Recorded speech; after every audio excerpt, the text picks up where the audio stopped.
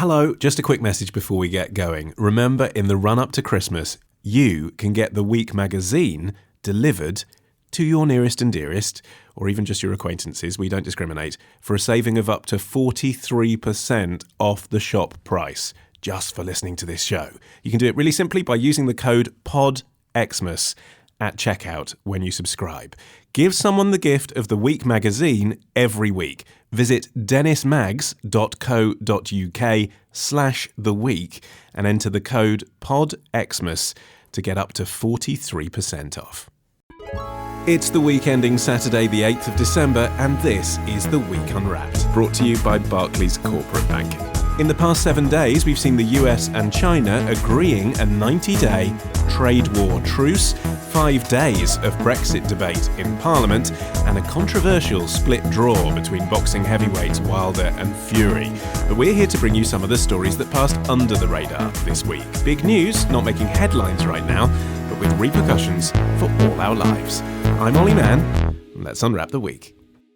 And joining me today from the Week's digital team are Holly Clements, Arian McNichol, and from the Week Junior, Felicity Capon. And I cannot think of finer company for our 100th episode. Round of applause, everyone. That's right. God, Steve right in the afternoon. It's the big show. How have we been celebrating, Arian? Care to share? So we had cake. That was pretty much the start and the end of our celebration. It was Yeah, where was the alcohol? It was a business-like cake, wasn't it? True. Yeah, well, we record this podcast in the morning, so it didn't seem particularly like an alcohol moment. I'm sorry for this. No, nice. Very disappointing. Felix Dennis will be turning in his grave. Yeah, exactly.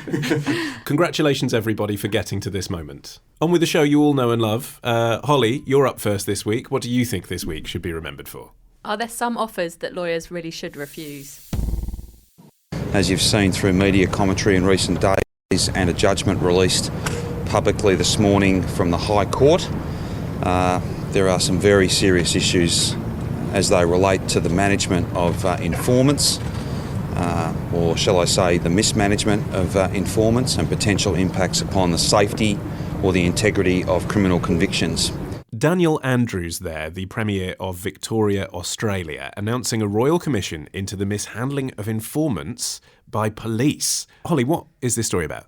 So on Monday, court orders were lifted to expose details of how a lawyer for some of Australia's most notorious criminals actually became a key police informant during the Melbourne's Gangland War, and it's become one of the biggest legal scandals in Australia. There's 22 convicts at the moment that have been told they might have grounds for appeal because of it.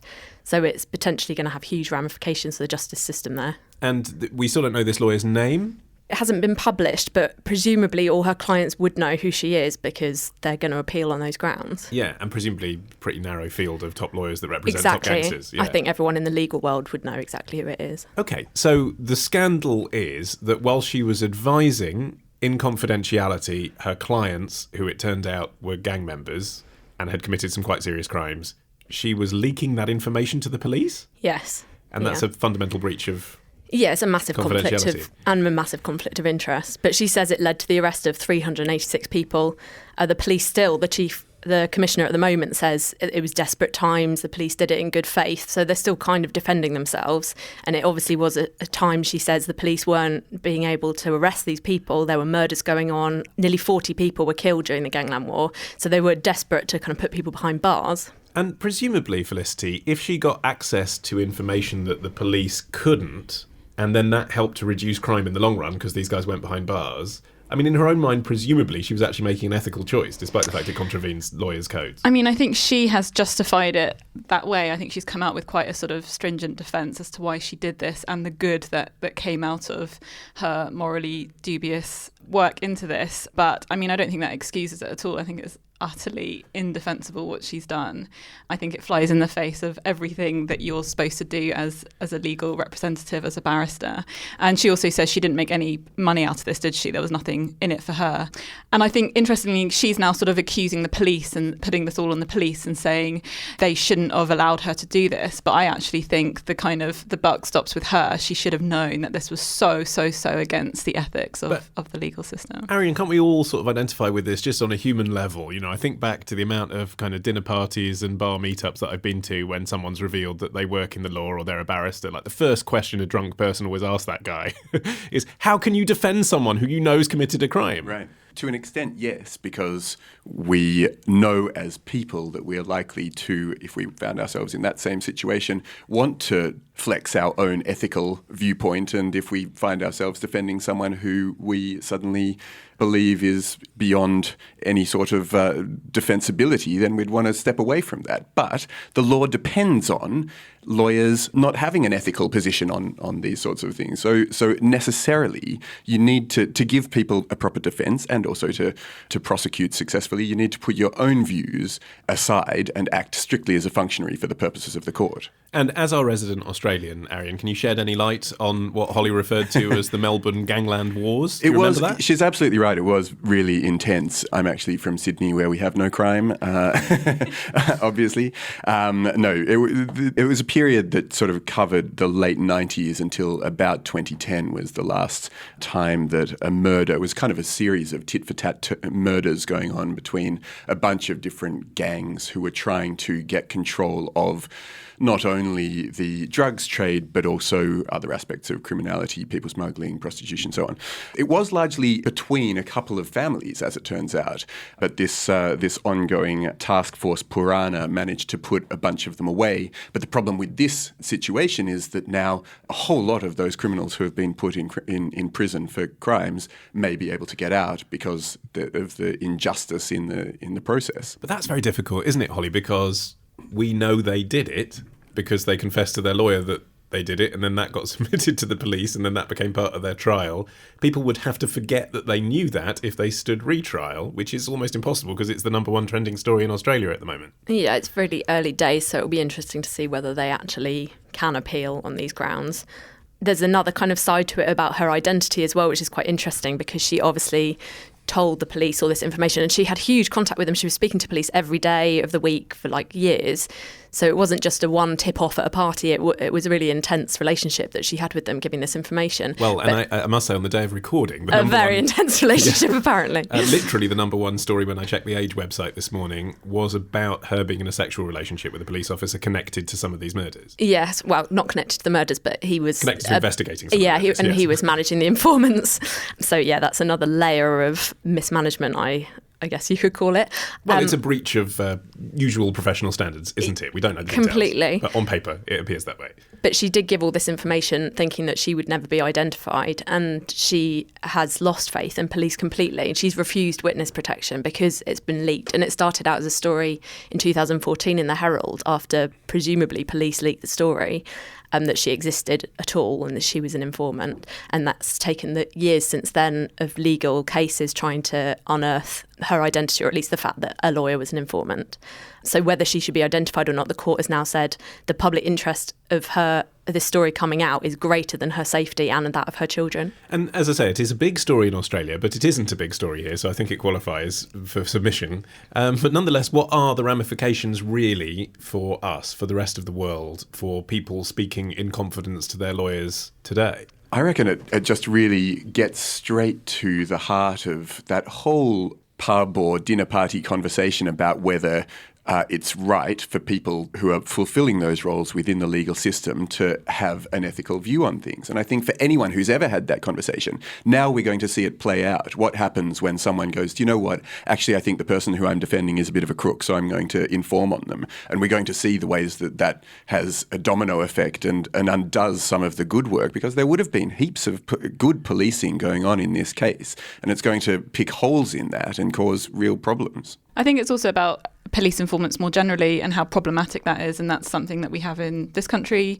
and in the US. There was a recent freedom of information request in this country that said the UK forces have spent £20 million in 5 years on payments to informants. So it's definitely going on. The police are very cagey about how much they reveal about it, but there are all sorts of problems with it. And particularly in the US, it's interesting because you can get time off your own sentence if you decide to become an informant, and there are obviously the inherent problems within that as well. So it's about whether the whole idea of informants is something that we should maybe try and get away from, because the ramifications are just too serious. But then that's very troubling, isn't it, if you're a professional talking to someone who confesses to something? A lawyer's situation is rather different. But let's say you're a therapist. There's a code there as well, isn't there?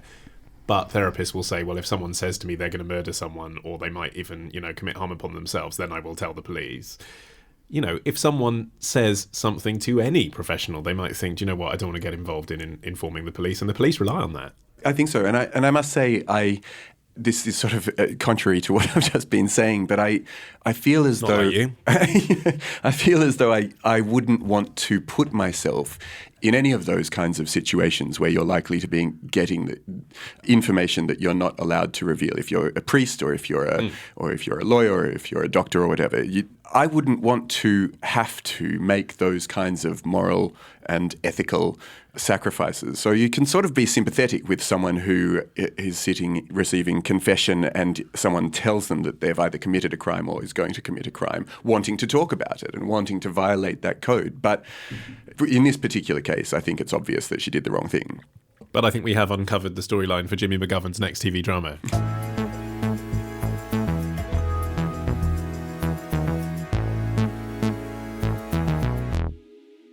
Okay, Felicity, you're up next. What do you think this week will be remembered for? Is this the week we realised age really is just a number? I feel I suffer under my age because I'm much more younger than my 68. So when I ask for a mortgage, for example, they say it's impossible. If I go on Tinder, then I get women from 68, 69, when the women are there. And when I'm on Tinder, then they say, okay, then you can lie for your age. You say you're 49. I don't want to lie. I want to be myself. So don't force me to lie. That was Emil Rattleband talking about legally changing his age. You can find the whole video on the Guardian News YouTube channel. Felicity, why did he want to do that? Emil is a Dutch man who petitioned the courts to allow him to identify as 20 years younger than his age of 69, on the grounds, among other things, that it would yield him more results on Tinder. And this week he lost his case, and the judges ruled that he was allowed to live his life as though he was 20 years younger, but legally he could not change his age. And it has sparked a big sort of discussion and debate. I mean, I must say, I heard the story and I thought, particularly because it came from Holland, and that might be unfair, but they've had a lot of politics that's sort of anti-radicalisation, and it's a very progressive country, so there's often backlashes against this kind of thing. I saw it and I thought, okay, one of the arguments he's making is this is like gender. You get to say nowadays, I was born a man, but I identify as a woman, therefore I'm a woman. Is he actually just an anti-transgender campaigner in disguise? Quite possibly, and that seems to be the satirical point he's making. Yeah, I mean, there have been accusations from the trans community who've levelled that at him and said, this is really offensive. He said, we live in a time when you can change your name and change your gender. Why can't I decide my own age? And he is a well-known provocateur. He has, in the past, started his own political party. He wanted to name his twins Rolls and Royce. He's a big fan of Donald Trump. Like, he does make headlines frequently for doing all sorts of things. And I think my perspective on this is that he's vain, he's smug, he's obnoxious, he's not a good spokesperson or a figurehead for his cause. But is he 49? And yet, well, he feels 49. He says he's 49. His doctor says he has the body of a 49-year-old. And I think if we had a better spokesperson and figurehead, and it wasn't this guy, I think he does actually raise really interesting points. And I personally have a lot of sympathy and understanding for his predicament and for the elderly in general. Okay, let's park the point about, old people and their rights within society, or older people, I should say. It's not as if the age that he is particularly elderly. And we'll come back to that. But on this issue, Arian, of the court case, is he wasting everyone's time, or do you think he has a point as well? That's a really difficult question. I think he probably is wasting the court's time, because the way that the court ruled, they said it just will open a massive can of worms if we were to allow for people to choose their own age. We live in a society where a whole lot of the legal system is based on age-related prohibitions or allowances. So if you knock those out, then you just ruin a whole lot of things. Plus, they said that if he was allowed to be able to erase 20 years of his own life, not only would he get himself into a situation where he could change his dating profile, but he would also cancel out any qualifications that he'd got in that time, potentially any rights over his children. It just creates more problems than it solves. That's what I think was interesting about the court ruling, because it seemed far more to do with the practicalities rather than anything else. And they actually expressed sympathy for him and said, because people can now change your gender, and that was once unthinkable, it doesn't seem beyond the realms of reality that he should be able to do this. So for them, they seem to fixate very much on the fact, like, you can't just delete the last 20 years of your life, and there are so many problems with that. But there does seem to be sympathy from the court. Holly. I just think it's a mathematical problem because you can't get rid of those years. Time progresses and we all die. They have happened and you can't just delete 20 years of your life. It's a matter of counting. Actually, I mean, maybe that's a valid point against transgender people, or, you know, in the argument against whether this is a bit like transgender people changing their gender, because when people change their gender, as I understand it, typically they don't say, I want to change my history so that I was always a girl when I was a boy. They're saying I lived as a boy, then I became a man, but I never felt comfortable, and now I want to identify as a woman from this point onwards, or from a particular point onwards, isn't it? They're not saying, let's change history. No, quite. And I think that there's a distinction between sex and gender. You can change either of those, but age, it seems, is something that's quite practical. You live on this earth for a certain period of time, and whether you want to allow in the idea that some people are old souls or young souls or whatever, and there just is a very physical reality about how long your physical form has been on earth. Yes, but you can't, on the one hand, have, we are living older, we're living much longer than we ever have done before. We have far more scientific medical advancements that are making us healthier, where there's also huge pressure to look younger. You could potentially get to the point where you can physically and mentally and everything appear and feel as though you are 20 years younger. Why is it so beyond all imagination that you would also want the legal right to say, look, I look like a 25-year-old, I act like it, I can work like it. He said he'll give up his pension.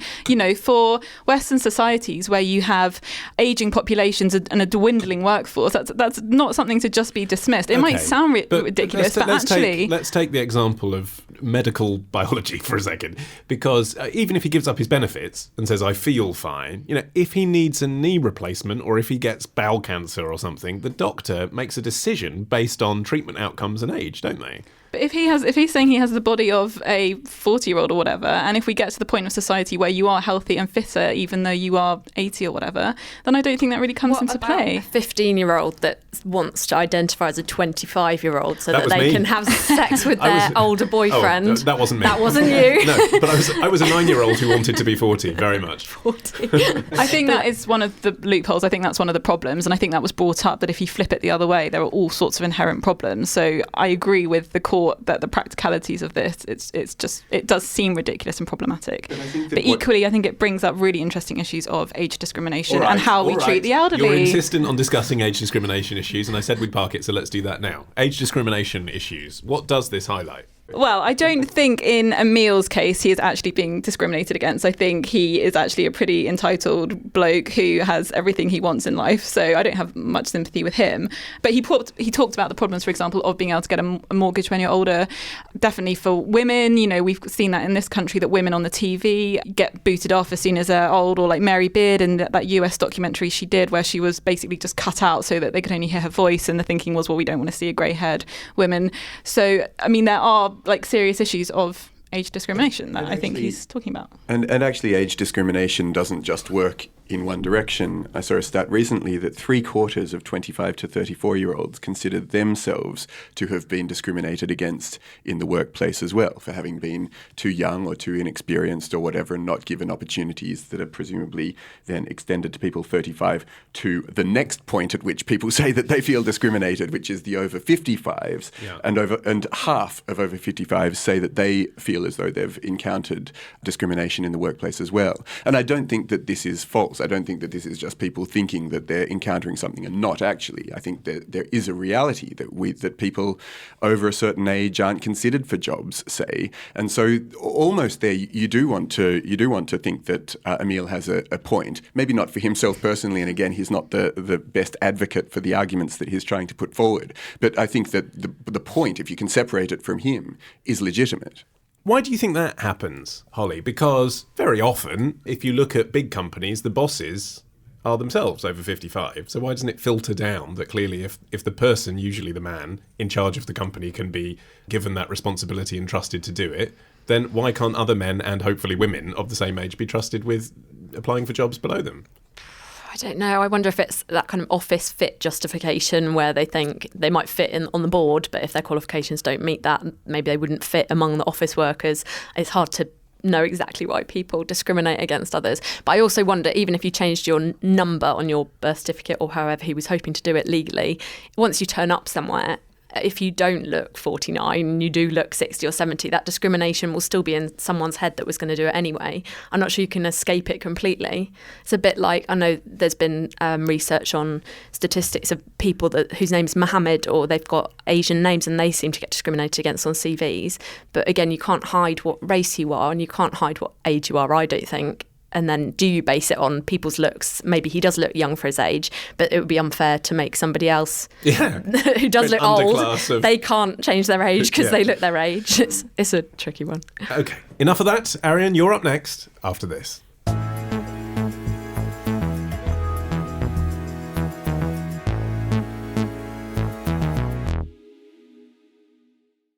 So, finally this week, Arian, what do you think this week will be remembered for? I'm wondering whether it's time for a fast food fast.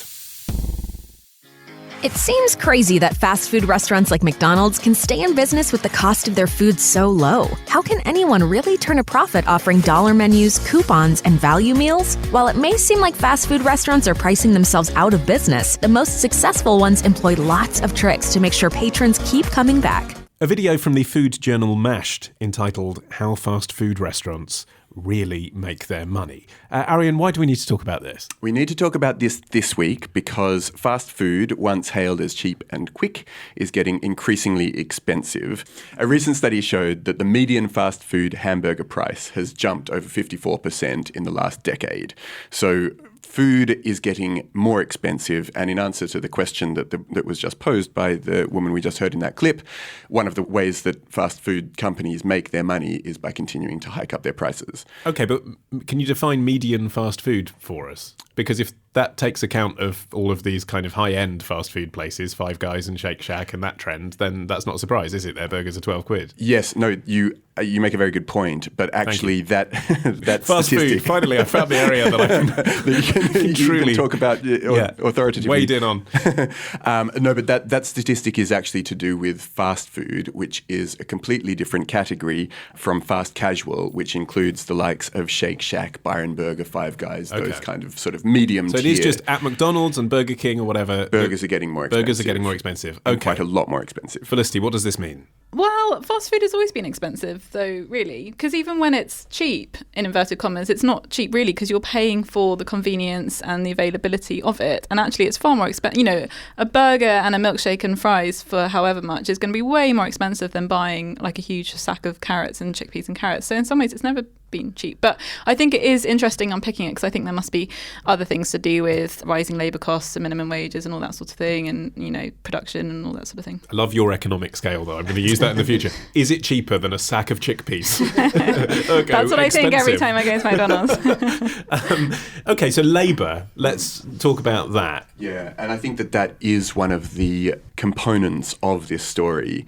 Fast food workers over the last few years have been organising more. We've seen increasing strikes recently for people trying to get together, unionise and work towards getting improved pay and conditions. And consequently, fast food companies have been responding by lifting their wages, not to the levels that most of the striking workers have wanted, but it's sort of heading in a good direction. And some cities, particularly across the US, are mandating for minimum wages, particularly for fast food workers, to increase. There's also the ethics of the food itself, isn't there, Holly? I mean, thinking about a British example, McDonald's in this country makes a point now that their beef is all 100% British. They now provide meals under 500 calories and tell you when their food is fair trade or organic or whatever. And all those things are coming from consumer demand for more understanding of food miles and all that sort of stuff. But understandably isn't an economic decision, and they're a business. So prices go up. Yeah, and I'm not convinced everyone goes into McDonald's with an ethical mind thinking, where's this come from? I think taste has got a lot to do with it, and people will be addicted to that taste and they will keep going back no matter how much it goes up in price. Yeah, but there is a different audience they're going for, isn't there? From when I was a kid, and McDonald's was absolutely about essentially a sort of good value meal for working class families, I would say their marketing is now basically, it's aimed at me. It's saying come in and get a flat white. Yeah. You know, which and I do, and I probably wouldn't have 10 years ago. So maybe they're going for people who are more affluent, maybe a bit older, not necessarily with a family at all. You're talking to a vegetarian where fast food is never fast. If you order a veggie burger at McDonald's, they look at you horrified, tell you to sit down for 15 minutes and then come over later and give you your veggie burger. I had a vegetarian friend who, for that reason, used to just order a Big Mac without the Mac. Take the Mac. Yeah. But you're absolutely right in your point, and I think that there is a consumer-led aspect to the fact that prices are going up, and that is partly because consumers want their ingredients to be better sourced and more ethically sourced. And partly also McDonald's in particular was hit with that sort of moment where all of their food was found to be horrifically unhealthy, and there was this consumer demand to try to give healthier options. I don't think it lasted very long. They introduced a couple of salads and stopped serving shakes as standard or whatever, but I think that they've sort of defaulted to being a not terribly healthy food stuff. But I think that consumer demand has definitely had an impact. And so, so you're right. We shouldn't necessarily, if we're going to insist on having good provenance of ingredients, then we can't expect to get food for almost nothing. But it doesn't necessarily mean that the classic fast food customer, I mean, the American family going out for a meal in the evening and you can afford it all for under $20, aren't catered for, because they have these value propositions as well now, don't they? Special offers, $1 for a burger. I think that's also part of the problem, because I think the market share is getting squeezed. You have far more outlets opening up. So restaurants are having to whack on these huge discounts, and then they have to eventually raise their prices to recover their losses. So I think that's these discounts where you do see, I don't know, like 300 chicken nuggets for $1 are like eventually they have to sort of catch up with what they've done. I'd love to know where you saw that, because I would definitely go for that. You should go for lunch. Yeah, shall we? I should say for the record that Arian is joking. He brought along a very fine cake for our 100th episode. Where was it from, Arian? In fact, just the cake shop that's near my local tube. There you go, ethically sourced, no food miles there, supporting independent retailers. Are you a fast food consumer, Arian? Yes, definitely. And have you noticed the change in price? I haven't been to McDonald's for a while. I think I've taken one step in the direction of growing up and haven't actually gone there. But definitely I continue to go to Burger King. I can claim no moral high ground on this one. And prices have gone up. I actually have a fun fact about what the price of a basic burger was. This is in McDonald's, actually, not Burger King. But in 1974, when the first McDonald's arrived in the UK, what do you think the price of a basic hamburger was? Okay, I'm going to go 39 pence. 30. 99. Oh, hold on, this is post-metric though, is it? It's in pence? Yes, it's pence. Okay, yeah. It was 15p. Wow. 15p for a hamburger, 21p for a cheeseburger, 40p for a quarter pounder, and 44 for a Big Mac or so.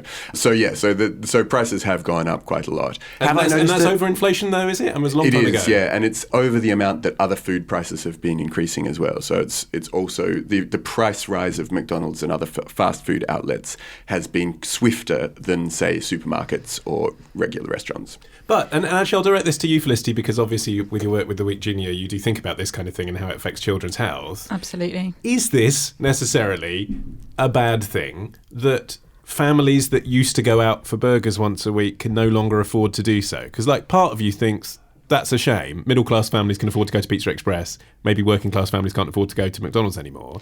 But it might be better for you to move you away from going to McDonald's every week. And I mentioned McDonald's as the generic example, obviously. If that's what's happening, though, but I think there is still that myth that healthy food is more expensive than fast food, which I think has been debunked quite significantly. But I think people do associate healthy food with your superfoods and your chia smoothies or whatever. So I think a lot of working class families or people on push budgets are still probably going to McDonald's. I agree that it is everyone had like the McDonald's parties when they were young, weren't they? It would be a shame if that was no longer a thing. But in the Week Junior, you can make your own tasty noodle dish from last week with just a few simple ingredients lying around in the kitchen. Just by cutting up the magazine and frying it in sesame oil? Exactly. Nutritious, yeah. Holly, are you a fast food consumer? Not massively, but Subway would probably be my choice place to go. Okay, you do acknowledge that is fast food and not healthy sandwiches. It's relatively fast. But I do think there's another aspect of time poor people going. It's not just the cost, the explicit cost of the burger. It is people that may be working around the clock, and that is their way of saving a bit of time and money by going to a restaurant, having someone else make it for you. Okay, Arian, what do you think, finally, the impact of all this is going to be? You've brought it to the table because you think it's a significant story. Why is it? What's going to happen? Are workers' rights now depleted because people rebel and want their cheap burgers? Do people now expect that they're going to be paying more for fast food? What happens? I actually think there's a whole lot of interesting effects, and one of them is that I think that there's sympathy for fast food workers and their strikes wanting to be paid properly. And I think that, especially in the US, less so here, but fast food jobs in the UK and certainly in Australia as well tend to be something done by younger people. But in the US, it's a career. But regardless, I think that whatever age you are, whatever gender you identify as, you should be paid properly for your work. And I think that is why we're seeing, part of why we're seeing prices go up. And I think that's a good thing. Okay, that is it from this edition of The Week Unwrapped. I'm off to Wimpy to get myself a bender and a bun. My thanks to Holly Clements, Arian McNichol and Felicity Capon. And also to our sponsor, Barclays Corporate Banking. Their industry experts can help your business. Find out more at barclayscorporate.com/theweek. Now, happy 100th birthday, everybody, again. Woohoo! Yeah, woo! Thank you. You can catch up on all 100 of our previous episodes by browsing through our podcast feed. Just search for The Week Unwrapped on your app of choice. And if you hit subscribe, you will never miss an episode. It will be delivered to your phone each week. And don't forget that Christmas offer on the magazine. Just use the code PODXMAS at the checkout for up to 43% off a subscription to The Week magazine. That's at dennismags.co.uk/theweek.